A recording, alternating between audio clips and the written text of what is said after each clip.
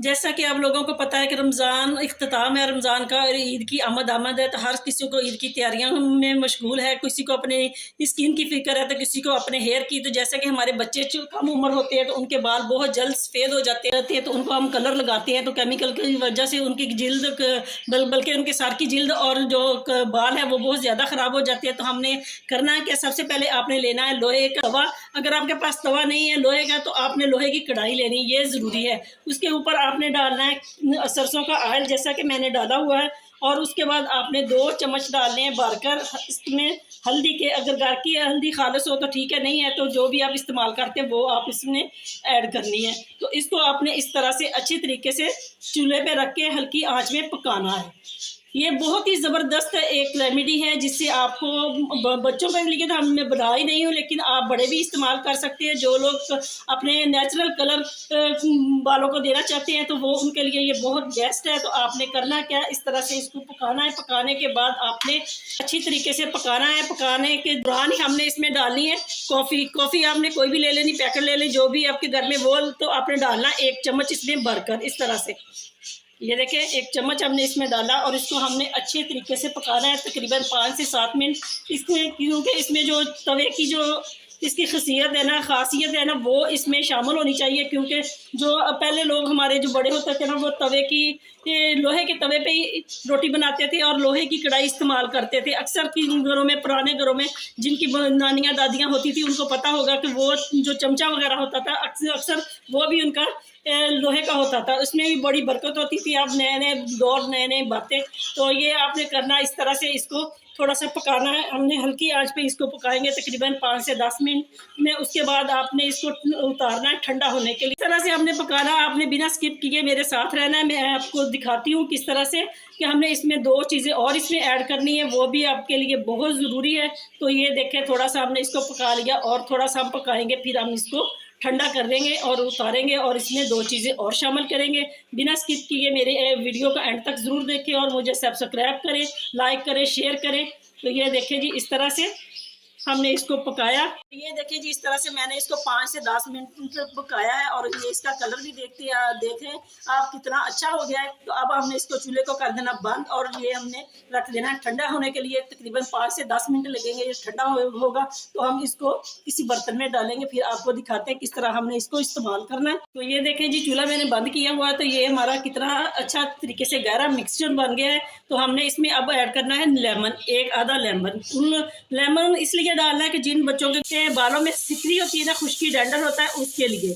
जब बालों में गंदगी ज़्यादा होती है तो वो एकदम उनके बाल जो है वो वॉश करते हैं तो जुड़े जुड़े से होते हैं, उसके लिए हमने इसमें डाला है लेमन डाला। अब हम इसको फिर ठंडा करेंगे। मज़ीद ठंडा करने के बाद हम इसका बर्तन चेंज करेंगे। फिर आपको दिखाते हैं कि आपने जब इस्तेमाल करना तो इसमें क्या चीज़ ऐड करनी है और आपने किस तरह से इसको अपने बालों में लगाना। तो ये देखें जी, ये हो गया है ठंडा और इसको मैंने स्टील की प्लेट में उतार लिया। इसलिए स्टील की प्लेट में मैंने डाला कि अगर आपको नीम गर्म लगाना है तो आप इसको दोबारा भी गर्म कर सकते हैं।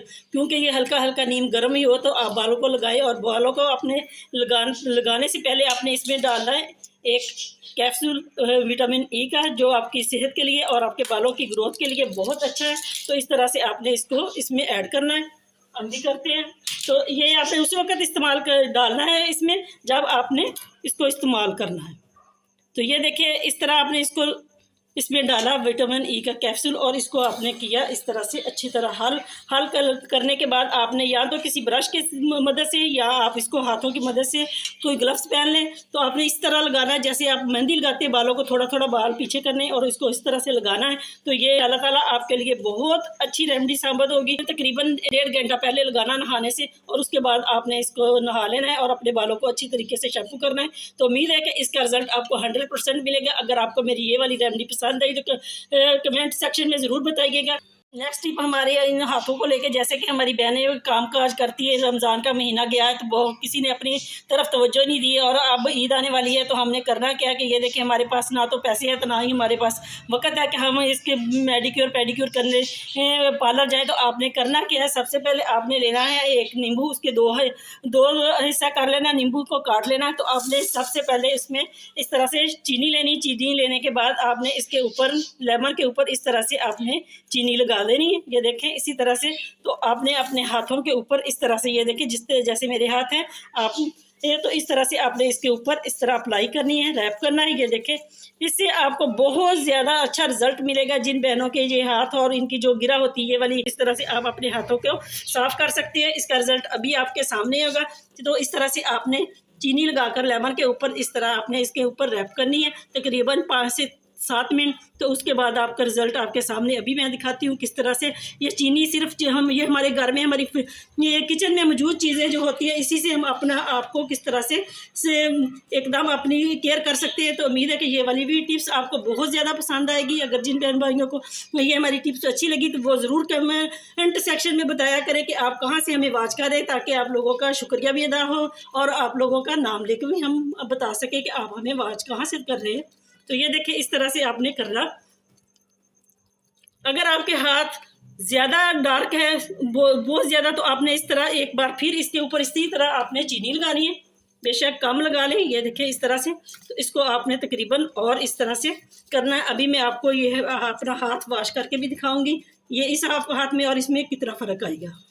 बाज़ार से तो इतने महंगे स्क्रब मिलते हैं। इस तरह से आप अपने घर में अपने किचन की चीज़ों से उठाएं और अपने हाथों को और पाँव को साफ़ करें और ईद की खुशियां मनाएं। ये देखें जी, इसमें मैंने लेमन और चीनी का अप्लाई किया हुआ था स्क्रब, उसके साथ साफ़ किया। इस पर मैंने नहीं अप्लाई किया और इसका देखिए फ़र्क कितना साफ़, आप इतने अच्छे तरीके से साफ़ हो गए।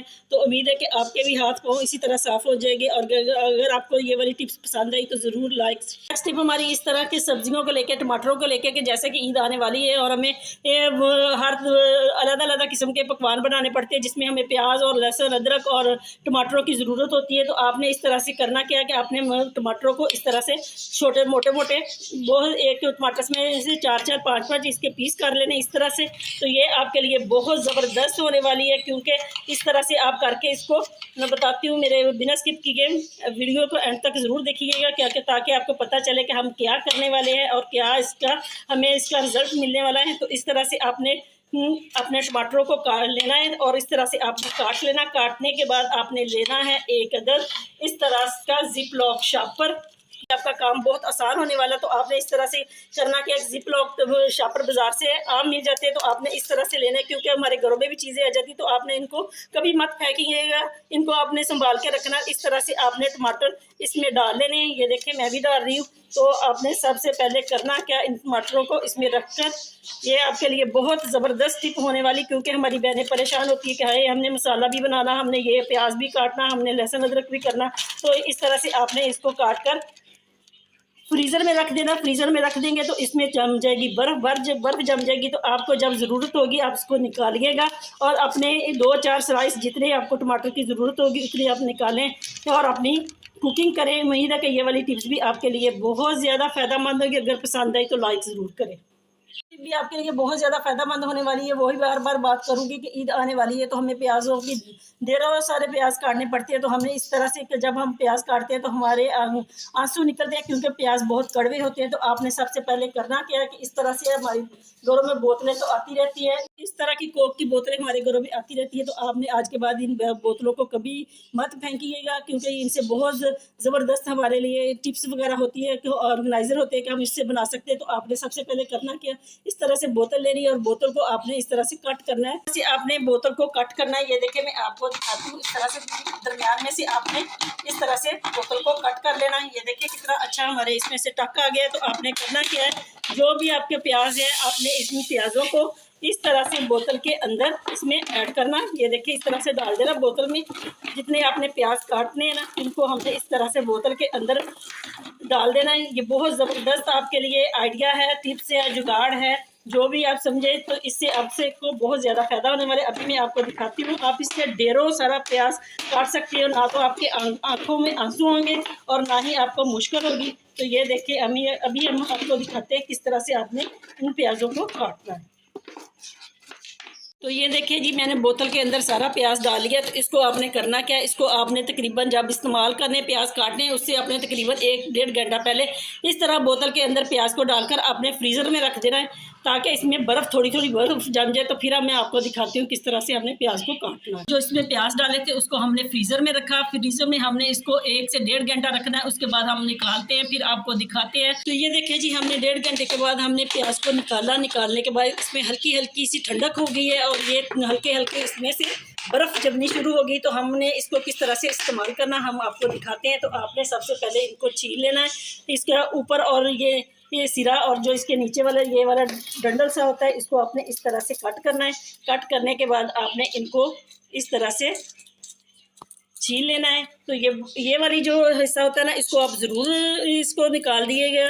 ये इससे चंद बीमारियां बनती हैं, ये सेहत के लिए अच्छी नहीं होती। जैसे टमाटर का छिलका नहीं अच्छा होता है, इसी तरह ये भी नहीं अच्छी होती। तो इनको हम लोग कहते हैं कि जी तो प्याज वेस्ट हो जाएगा, वेस्ट नहीं होता। हमने पहले इसको खाना, फिर हमने अपने ऊपर पैसे लगाने, दवाइयाँ लेनी है। तो इसको इस तरह से साफ़ कर देना। ये देखें कितनी अच्छी तरीके से ये साफ़ है पहले से। किसी का बड़ा होता है, जिसका बड़ा होता है उसको निकाल देना चाहिए। ये देखें जी, इस तरह से आपने छील लेना है। छीलने के बाद इस तरह का कटर भी हमारे घर में होता है, पीलर में लगा होता है। अगर आपने ये इस्तेमाल करना है तो आपको इसको भी इस तरह से इस्तेमाल कर सकते हैं, क्योंकि इससे भी हमारे जो प्याज है बहुत जल्दी कट जाता है। और इसको अगर आप चाहें तो आप इसको कद्दूकस की मदद से भी इसको इधर से भी आप इसको कट कर सकते हैं, क्योंकि बहुत बारीक बारीक इससे होता है। अगर ये भी आपके लिए नहीं तो दूसरा पीलर जो हाथ वाला होता है, आप उसके साथ भी अपना प्याज जो है ग्राइंड कर सकते हैं। इससे बहुत ज़्यादा बारीक और बहुत अच्छे तरीके से और बहुत जल्दी आपका प्याज जो है वो कट जाता है। तो इसी तरह ना आपकी आंखों में आंसू आएंगे,